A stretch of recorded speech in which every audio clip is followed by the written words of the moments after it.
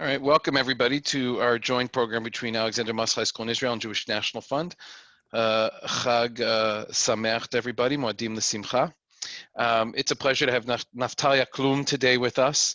Naftali was born in Ethiopia in 1979. In the following year, in 1980, he and his parents were among the first groups to make Aliyah to Israel via the Sudan in what later became known as Operation Moses. He's the youngest of 12 brothers and sisters. His late brother, pronounce his name for me, Naftali? Ferede Aklum was the first Ethiopian Jew to make the journey to Jerusalem via Sudan, with Ferede then setting the stage for others to follow.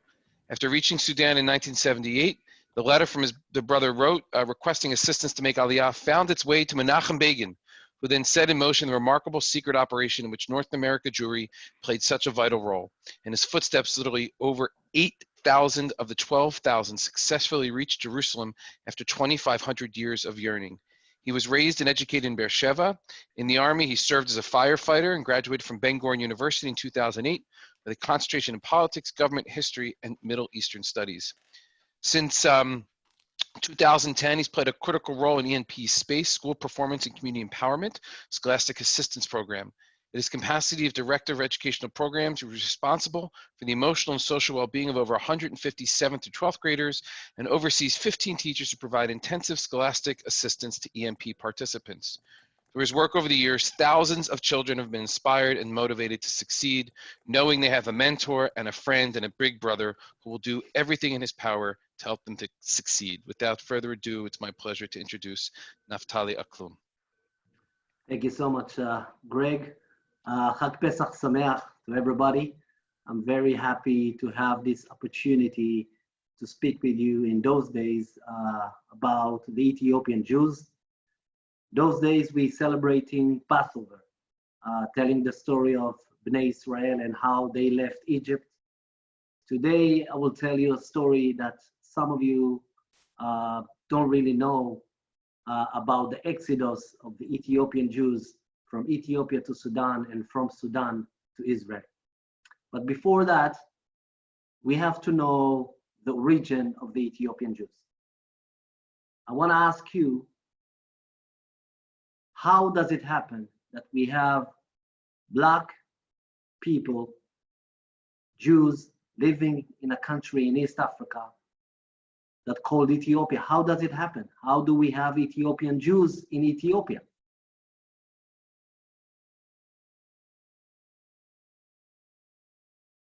You can answer if you know you don't. Okay, great. Okay. If you want to use the chat, if anybody wants to chat, I can read them. Thank you, Amy. Okay. So the origin of the Ethiopian Jews, we have two versions of how the Ethiopian Jews arrived to Ethiopia. The first version is the version of King Solomon and Queen Sheba. As you all know, King Solomon was the wisest man on earth, and all the kings and the queens in his time wanted to come to meet King Solomon, to hear from him, to have advice from him. Queen Sheba used to control the countries that we know today: Ethiopia, Eritrea, Yemen, Egypt. All this area used to called Kush, and she was the queen of that area. And Queen Sheba also heard about King Solomon. So she came, she met him, they fell in love, and they brought a son to the world. His name was Menelik. Now, when Menelik was 14 years old, he told his mother that he wants to meet his father. So he came here. He spent few months here with his father, and after a few months, his father told him that he have to go back to Kush, to his mother. But King Solomon didn't send his son alone. He sent thousands of people back with him to Ethiopia. And some believe that we came out from the thousands of people that King Solomon sent back with his son Menelik to Ethiopia. That's the first version. The second version, which is the version that we believe, is after the destruction of the first temple. When King Nebuchadnezzar came and conquered this area, we had all the 12 tribes here. One tribe decided to escape to the south, to Egypt. until they ended up in Ethiopia. And we are speaking about the tribe of Dan. We believe that we are the lost tribe of Dan. In 1973, by the way, when the chief rabbi, may he rest in peace, Ovadia Yosef, announced that Ethiopian Jews are Jews by law and we have to do everything in our power to bring them from Ethiopia to Israel, he also mentioned that we belong to the tribe of Dan. Now we are speaking about ancient community that for thousands of years thought that they are the only Jews left in the world. We were isolated, which means we didn't have any relationship to any other Jewish community in the world. For example, the Jewish community in Toledo, Spain, had a relationship with the Jewish community in Casablanca, Morocco, right? The rabbi here used to send letters to the rabbi there. The Ethiopian Jewish community were isolated. We didn't have any relationship to any other Jewish community in the world. Now we left after the destruction of the first temple, which means we had only the written Torah. By the way, this is why we never had the oral Torah, because we left after the destruction of the first temple and we were isolated, which means no one told us that there is one more Torah. As I said before, in 1973, the chief rabbi, Rabbi Ovadia Yosef, here in Israel, announced that Ethiopian Jews are Jews. In 1975, the Ashkenaz chief rabbi, Rabbi Shlomo Goren, also announced that Ethiopian Jews are Jews and we have to do everything to bring them from Ethiopia to Israel.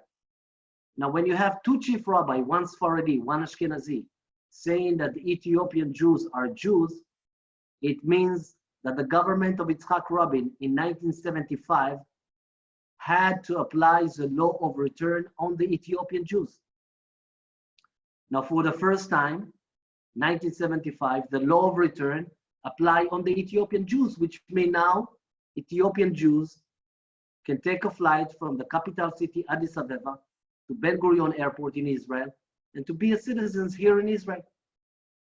But the Ethiopian Jews didn't came in 1975. They didn't came in 1976, because in the 70s, in the world, we had the Cold War. The world was separated to two: countries that follow after the United States of America and countries that follow after the Soviet Union. Israel, like always, follow after the United States of America. In Ethiopia, until 1974, we had the last emperor, Emperor Haile Selassie. In 1974, we had army revolution in Ethiopia. A young officer from the Ethiopian army took control of the country. His name was Mengistu Haile Mariam. Mengistu Haile Mariam decided that Ethiopia will be a communist country and that she will follow after the Soviet Union. That's why Ethiopia and Israel didn't have diplomatic relationship in the 70s. And that's why the Ethiopian Jews were not able to take a flight from Addis Ababa to Ben Gurion Airport in Israel. In 1977, the Likud party won the election in Israel. And the prime minister was Menachem Begin. Menachem Begin, one of the first things that he did as a prime minister was to invite to his office the head of the Mossad, Yitzhak Hofi, and he told him, bring me the Ethiopian Jews.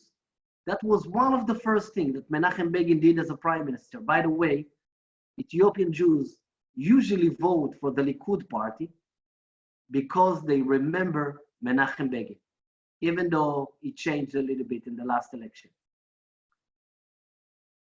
So Menachem Begin wanted the Ethiopian Jews to come to Israel. But again, there was no way to bring them because there is no diplomatic relationship between the two countries.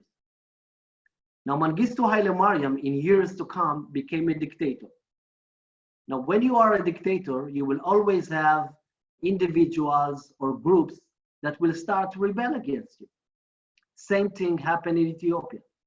There was a group called TPLF that started to rebel against Mengistu Haile Mariam regime. Now in Israel, smart people saw the problem that Mengistu Haile Mariam have, and they offered him what we call the arm deal. The arm deal, it's a deal between the government of Israel and Mengistu Haile Mariam.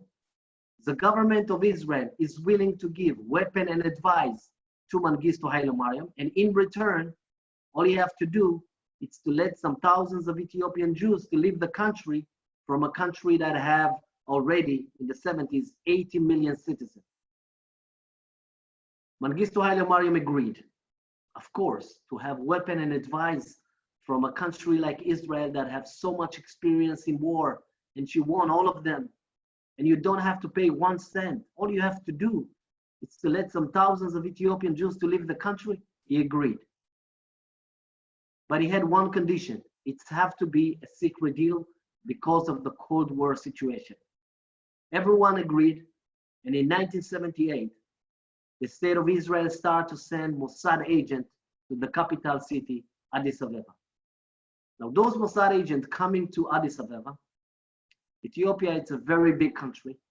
They don't know the language. They don't understand the culture. And they don't know exactly where are the Jews' villages, which means they needed help. And one of the people that they were asking help from was my late brother, Ferede Yazezo Aglu.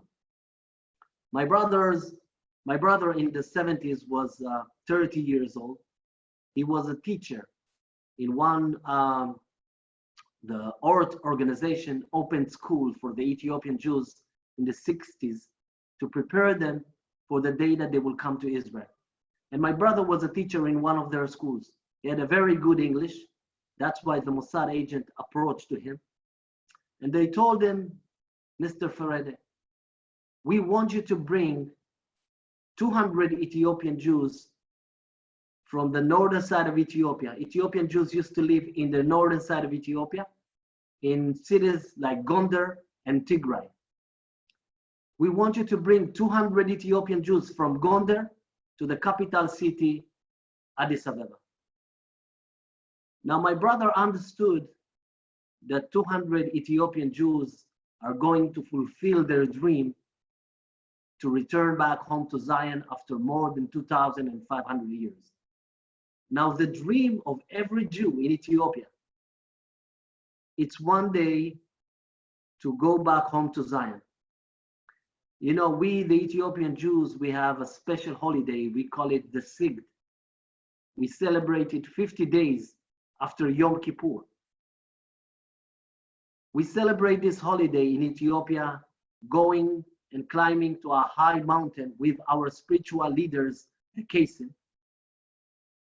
And we are fasting in this day and praying God that one day or maybe next year, we will go back home to Zion. This holiday shows the longing of the Ethiopian Jews to Jerusalem. And that longing, it's a longing that also my brother had. So when he understood that 200 Ethiopian Jews are going to fulfill their dream, to go back home to Jerusalem, he told the Mossad people, listen, if you want me to help you, I will help you. But I want to be one of the 200 Ethiopian Jews that are going to Jerusalem. The Mossad people told my brother, listen, it's a pilot. We will have more groups in the future. But in the meantime, we need your help. Of course, in the end, you will also go to Jerusalem. So my brother saw those people coming from Israel to save his community. He said, I must help them. And this is exactly what he did. He found those 200 Ethiopian Jews from the Gondar area. He brought them from Gondar, by the way, by bus in the 70s, from Gondar to the capital city, Addis Ababa. It's about 3 days. And he brought them to Addis Ababa. He delivered them to the Mossad agent. In April 1978, for the first time in the history of the Ethiopian Jews, legally, 200 Ethiopian Jews coming to Israel.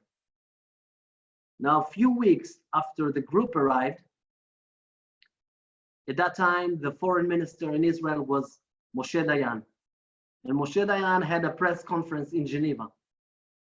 And one of the journalists asked him, does Ethiopia have a deal with Israel? Are you giving weapons to Ethiopia, and in return, Mengistu Haile Mariam is allowing you to take Ethiopian Jews from Ethiopia to Israel? Now, it's a secret deal. But unfortunately, Moshe Dayan spoke freely about this deal, and he told the world that there is a deal between Ethiopia and Israel. When the dictator from Ethiopia, Mengistu Haile Mariam, heard about that, the first thing that he did was that he had to cancel the deal. The second thing that he did was to tell all the Mossad agents that are in the land of Ethiopia to leave immediately. But he did one more thing.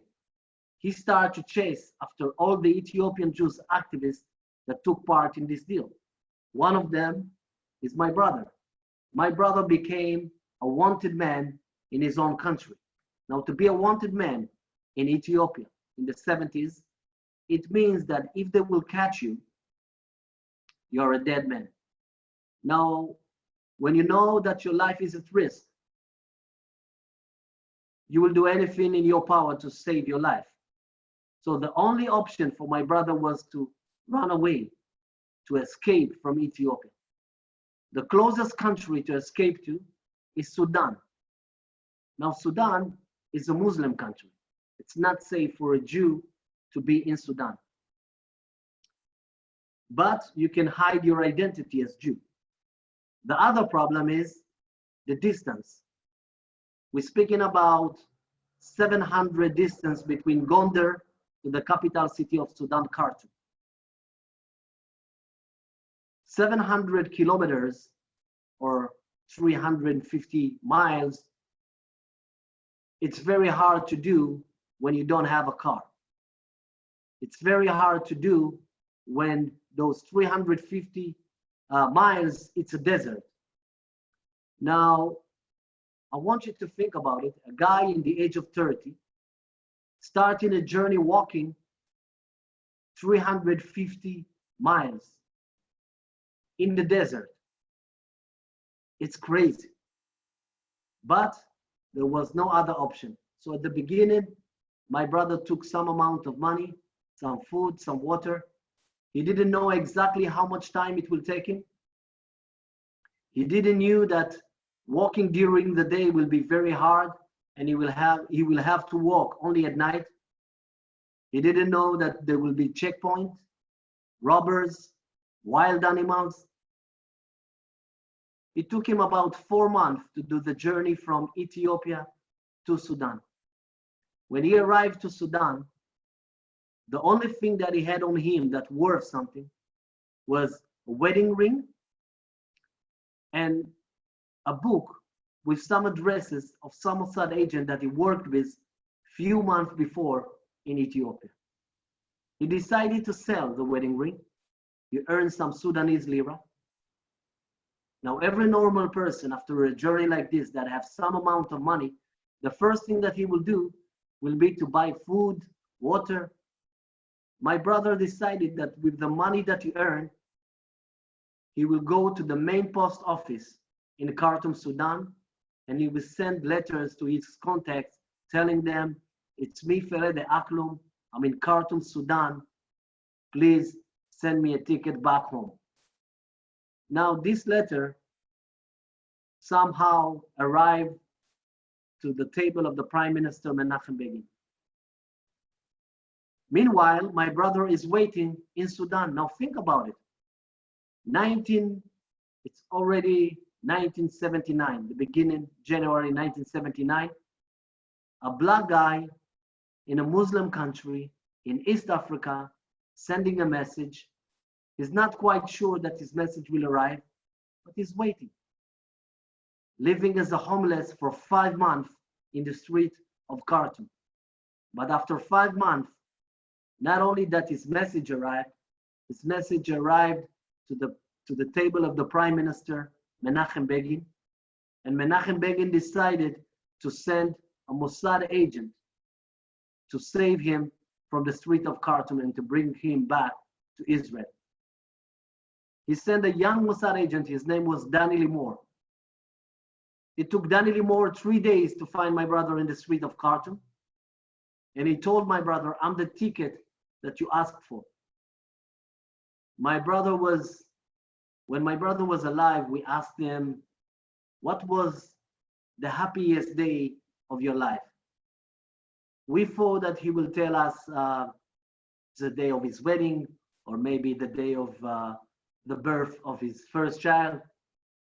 He told us that the day that he met Danny Limor in Sudan was the happiest day in his life, because he understood then two things. One, Danny Limor just saved his life, because few more days living as a homeless in the street of Khartoum, he probably will be dead.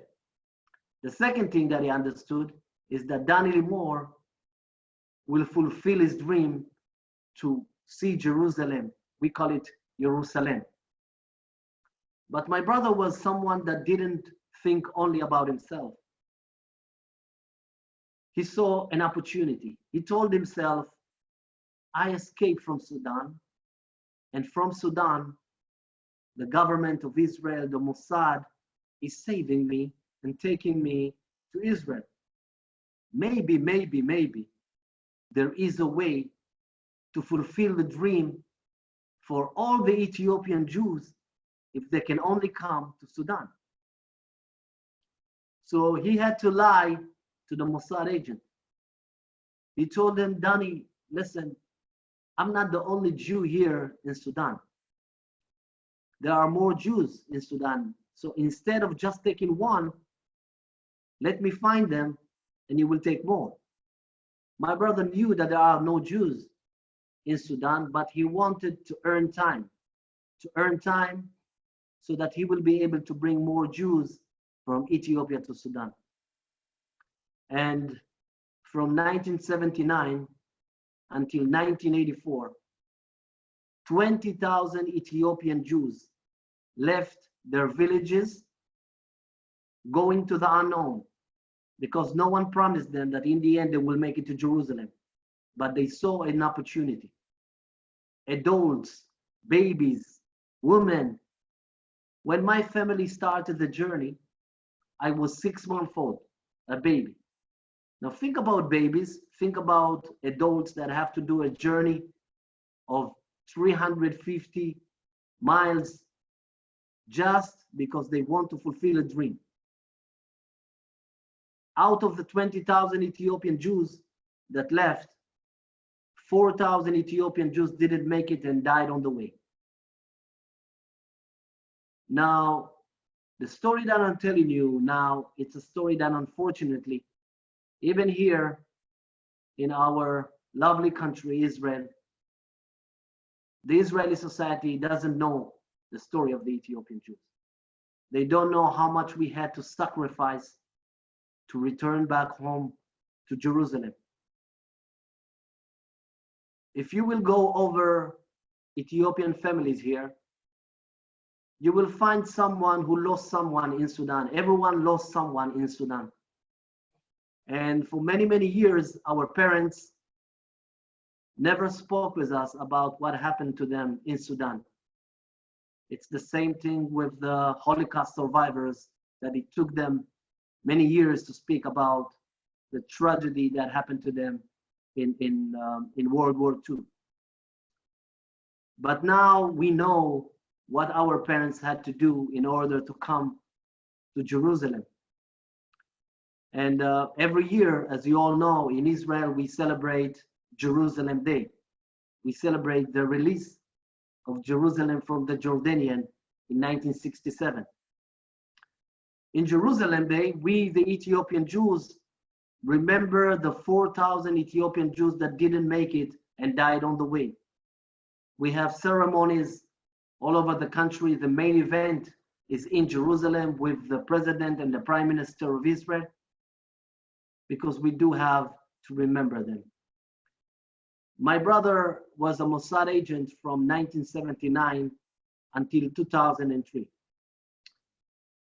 He was responsible for bringing more than 8,000 Ethiopian Jews from Ethiopia to Sudan and from Sudan to Israel. And unfortunately, he died 11 years ago while doing business in Ethiopia. He was exporting flowers from Ethiopia to Europe, and he died in the age of 60, leaving behind 8 children. And today is a very well-known person, figure here in Israel. You will find street, gardens, square after his name. And we are very, very proud of him, because he was the one that opened the gates for the Ethiopian Jews to fulfill a dream of more than 2,500 years to go back to Jerusalem. And 2 years ago, I worked with Hollywood on a movie called The Red Sea Diving Resort. It's a movie that was directed by Gidi Raff, an Israeli director who created the movie. The movie is telling the story of how the Mossad brought the Ethiopian Jews from Sudan, and it tells the story of my brother as well. If you didn't see the movie yet, you can see the movie on Netflix. It's over there, the Red Sea Diving Resort. And we have, by the way, in this movie, great actors like Chris Evans, Halle Bennett, and the one that played my brother in the movie, it's Michael K. Williams. We wanted Denzel, but he was very expensive. Denzel Washington, but he was very expensive. But Michael K. Williams did a great job. And recently, we wrote this book, The Power of One. The story that, it's a book that tells the story of my brother from his early childhood until the day he passed away. This book also gives a brief history of the Ethiopian Jews from the beginning till the end. And with the help of JNF translated and copied this book from its original Hebrew to English. And as I said in the beginning, Amy will send me the names, and I will send each and every one of you a book, The Power of One, for you to read. Today in Israel, by the way, we have 150,000 Ethiopian Jews. It's less than 1%, 2% of the population here in Israel. We still have lots of challenges, but at the same time, we have lots of success. For example, if we took a look at the Knesset, the parliament here in Israel, out of 120 Knesset members, we have 2 Ethiopian Knesset members. We have judges, we have a pilot, we have lots of doctors, officers in the army. But the most important thing is that 20 years ago, if you would find someone from an Ethiopian family that have a degree, an Ethiopian family are very big families, very big family, like lots of children, it was very hard to find. Today, in every family, you will find 2 or 3 that have a degree, which means when you have a degree, there is a big possibility that you will find a good job. And when you have a good job, it means that you will leave the old neighborhood and you will create a better future for you and for your family.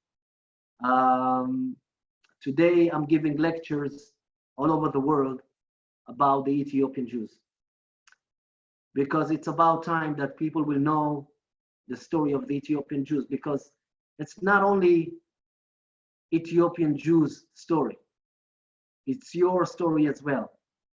And we have to know that. And I'm taking the story of the Ethiopian Jews also to the Afro-American community, because I have, and I believe that with our story, we can strengthen the relationship between the Jews and the Blacks in America. Many people don't know that there are Jews Black Jews that were born as Jews. I spoke one time, I think it was in Cincinnati, Ohio, and one person stand up and he told me, "Are you a real Jew? I mean, you don't look like a Jew. You look more like a Rastafarian from Montego Bay, Jamaica." For a lot of people out there, when they think about the Jewish people, for them, it's only white European. I'm trying to change that. I'm trying to show them the diversity within the Jewish people. It's not only one type. We have white, we have black, and this is a big diversity, and people need to know about the diversity within the Jewish people. And by the way, this is why I also participated in the movie, because the Red Sea Diving Resort, even though I'm not, it's a movie that, you know, it's Hollywood. And sometimes Hollywood have to change things so that people will buy tickets to see the movie. It's not 100% correct what you will see in the movie. By the way, this is why I want you to read this book, because this is 100% correct. But when people see the movie, the Red Sea Diving Resort, they will see for the first time the Black Jews. They will see also for the first time, because I have lots of identities. I'm a proud Jew, a proud Israeli, and I'm a proud Black man. As a Black man, when I'm looking at the continent of Africa, always when Black people left the continent of Africa, it was for one reason: to be slaves in some other place. When people see the movie, The Red Sea Diving Resort, they will see another reason why Black people left the continent of Africa. They will see Black people, Black Jews people leaving the continent of Africa, not to be slaves, but to be free and to go back to their home. Thank you so much. Thank you, Naftali. I'm going to unmute everybody at this point and ask if there are any questions. Yeah, feel free. Mark, 5 stars in Google. Actually, what I'll do is, if you have questions, let me just make sure everybody can. You can unmute yourself now and ask any questions.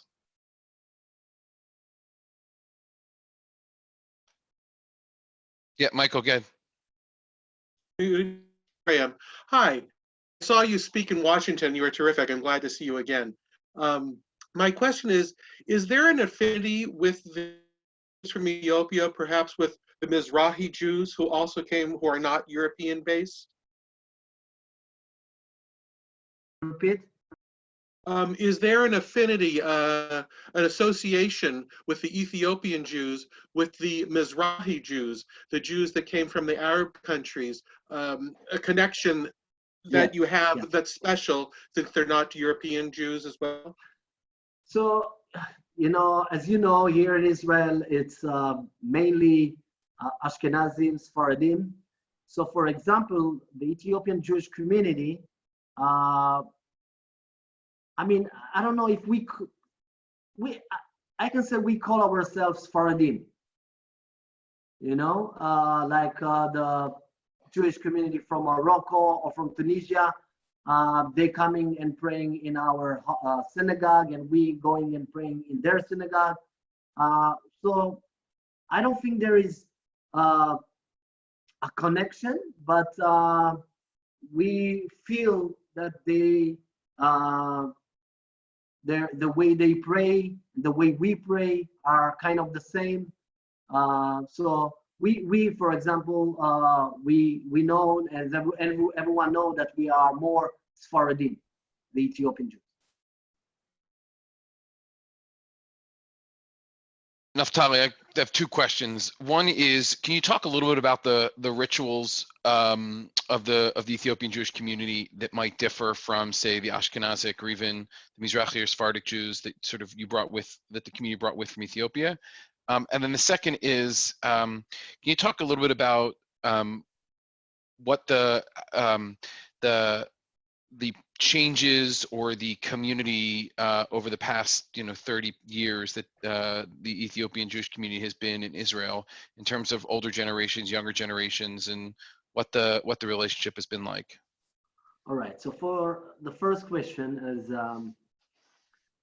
the different from us to the rest of the Jewish world is, as I said before, we didn't have the written Torah, which means in Ethiopia, we didn't celebrate holidays like Purim, Hanukkah, things like that, because those are holidays that come from the Oral Torah, and we didn't have the Oral Torah. And when we came here, they told us there is one more Torah, and you have to accept that.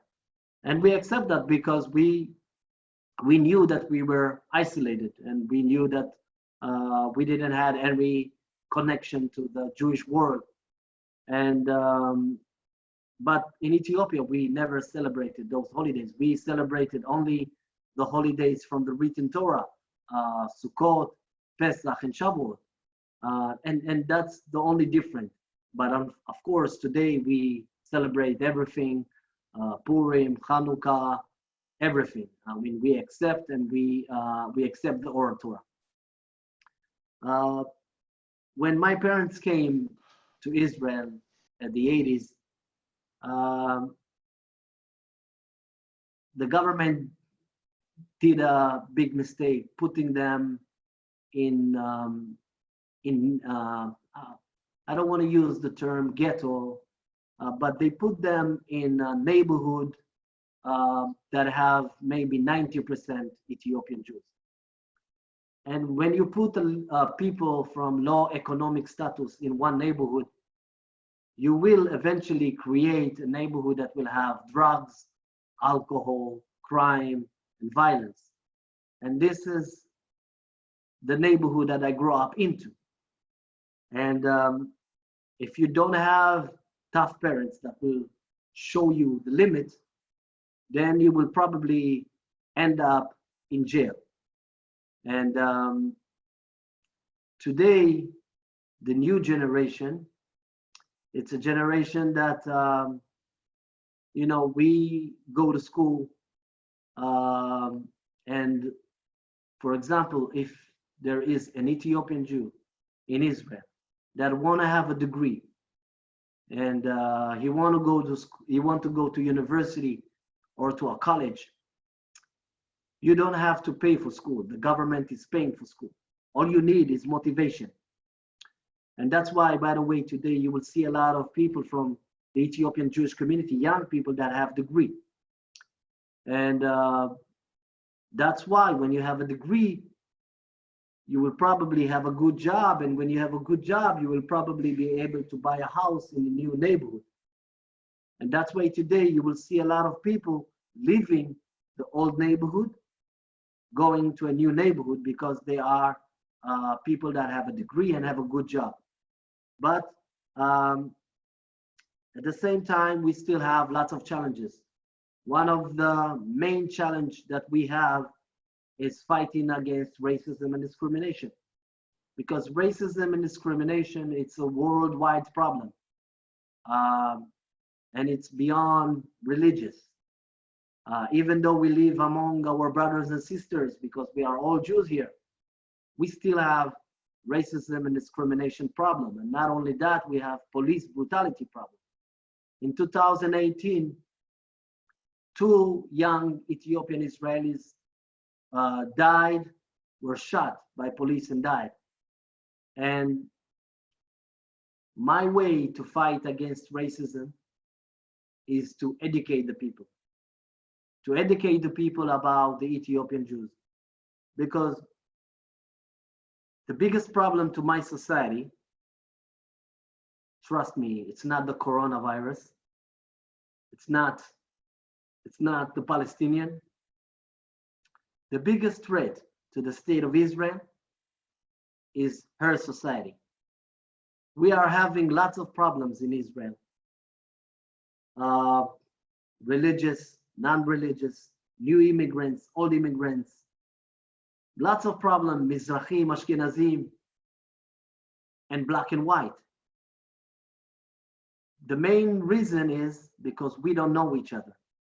For example, I don't know enough about the Jews from Russia because no one teach that in school. The Jews from Russia don't know enough about the Jews from Ethiopia because no one teach that in school. So when you don't know someone, you start to have stigma, stereotype about him. And by doing what I'm doing, I'm trying to tell the Israeli society who we are. Who are the Ethiopian Jews that live among you? And I believe that the more people will know the story of the Ethiopian Jews, I'm not sure I will delete racism and discrimination from Israel, from the world, but I'm sure that I can try to minimize it. And this is what I'm doing. Thank you. We have time maybe for another question or two from anybody. So we Amy, go ahead. have some questions. I think, let's see, how are you involved with JNF? And as a Beersheba citizen, what is the JNF's impact you feel in your life there? Well, I'm involved with JNF, I think, for the last maybe 2 years, 2.5 years. And I'm very lucky to be able to be partner and work with JNF because JNF is more than organization for me. For me is people that I see as family. And those people are people that understand how important it is to bring the story of the Ethiopian Jews, not only here in Israel, but worldwide. And through JNF, I'm able to go and speak in the United States, in colleges, telling the story of my community.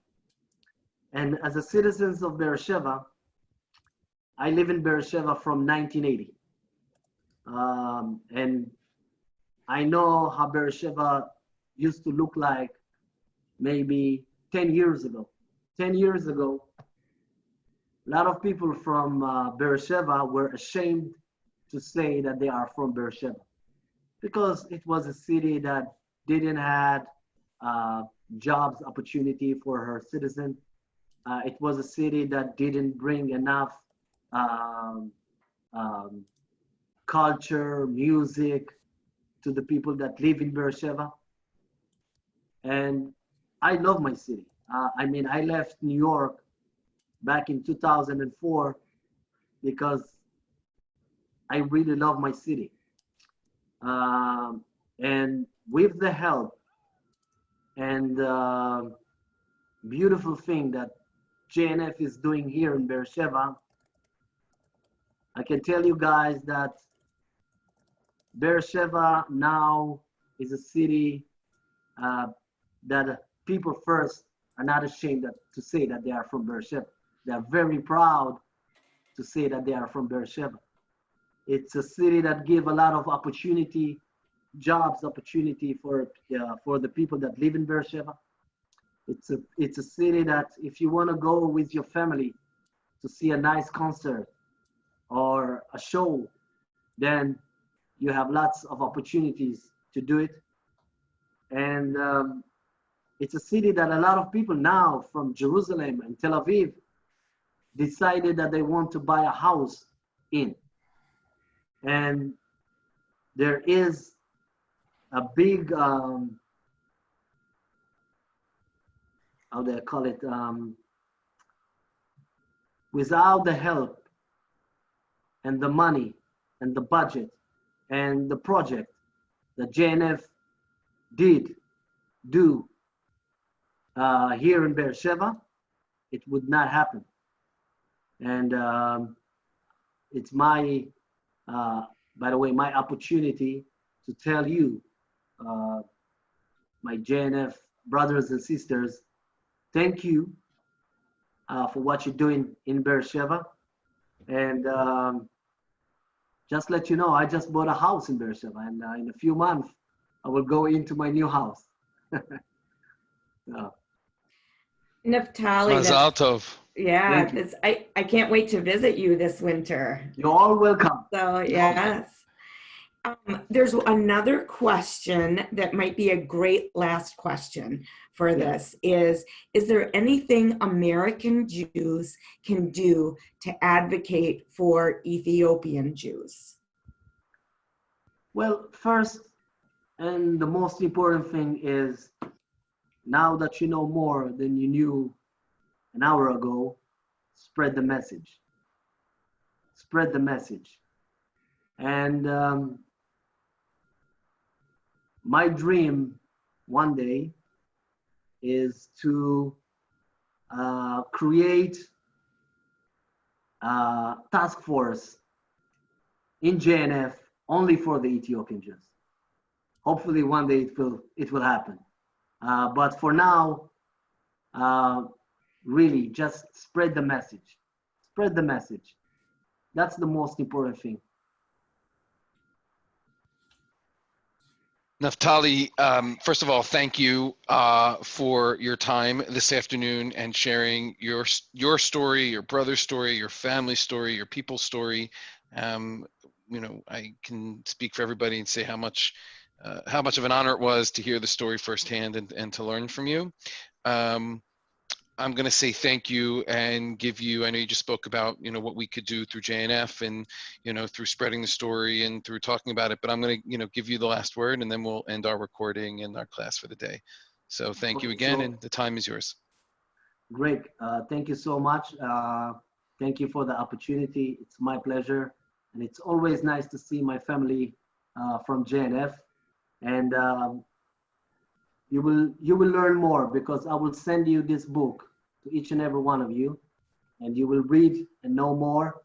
And when you will know more, continue to spread the message. For me, this is the most important thing. I want people to know more about the Ethiopian Jews, and the more they will know, the more we will strengthen ourselves as Jews. And when we will strengthen ourselves as Jews, we will have big, like a stronger, even more stronger Israel, strong community, and people need to know. The power of one, it's on her way to you. So I will send it as soon as I can. Thank you so much for taking the time to hear me. נפתלי, תודה.